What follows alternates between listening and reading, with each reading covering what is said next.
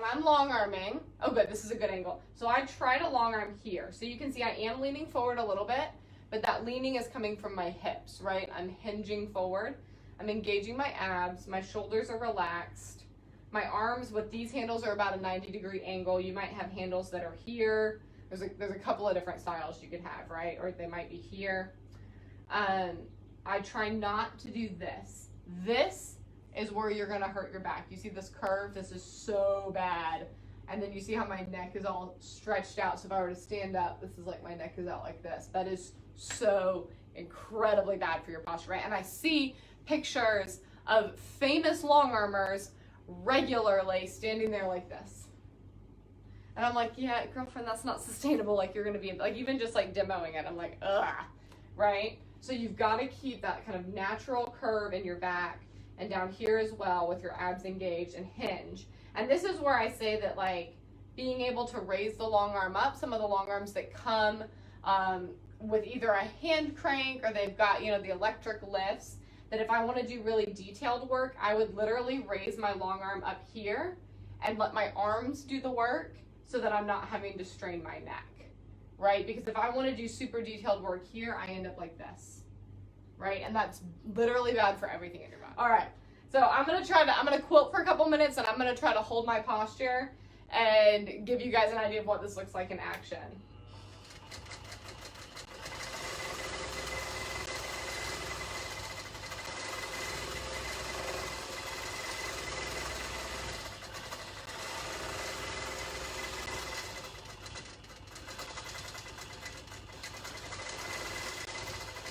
So this also means right here, you see how my quilting has crossed my midline? So this is my midline, and my quilting has crossed my midline. So I'm gonna start scooching, right? I always want my quilting to be basically right in front of me. Because otherwise I end up doing like this number, and like, that's not good for my back either, right? And sometimes I find myself, especially if I'm doing an all over motif where I'm moving quickly across the quilt and I'm covering a lot of ground really, really fast, I find myself quilting outside of my midline. Now, I can move my midline a little bit, and you may have picked up on it, I did it right there. I can move my midline a little bit by shifting which foot my weight is on. Right? So I can move my midline over here a little bit, or I can move it over here a little bit just by shifting weight. And that's good because it gets your legs moving a little bit. But there reaches a point at which you gotta scoot the feet, right? And that means you need to pause and scoot over a little bit. You notice I stand with my legs pretty broad, so they're definitely fully shoulder length apart. I'm barefoot at the moment. I will often quilt like in tennis shoes though, because I'm in here standing. You can see I'm shifting, so I'm moving my midline down.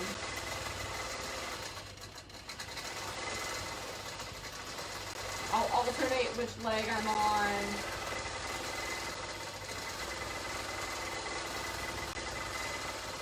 And I'm coming back this way. So there's a lot of little kind of shuffle ball change happening with my feet. I'm always wanting to check that posture. And like re-engage my abs and check my neck, okay?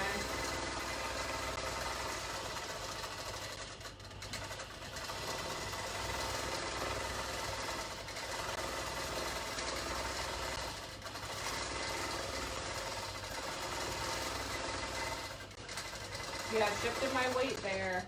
So I dropped my weight back into my right leg to scoot my midline over a bit because I'm getting ready to go right back that way, right? I don't need to move. So these are all like subtle little things that in many ways I find long arming is a lot like ballet, that there's these subtle little adjustments you have to make with your body that, you can do them without thinking about them, but I break them down and I talk through them when I'm asked about posture, because if you can go into long arming thinking like this, you can hopefully avoid bad habits, right? I've had to think it through because I hurt myself. Right? I was starting to have a lot of issues with my shoulders and my elbows and was having to ask questions like, why? What am I doing to my body that I didn't realize was hurting it? And long arming like this is one of those things, and it's tempting, right? But you've got to straighten up, just like you've got to straighten up when you're at your domestic and be quilting like this. and not like this, right? This is where we're gonna do a lot of damage to our neck and our shoulders. And I get a lot of soreness across here. You can see it with my bones, right? It literally crunches your chest in if you roll those shoulders. You gotta back them up. All right, let's see. I'm gonna pull up comments over here so that I can read them without having to be like right up in your face, like real close. Let's see. I gotta X out of a couple of things so I can actually see you guys.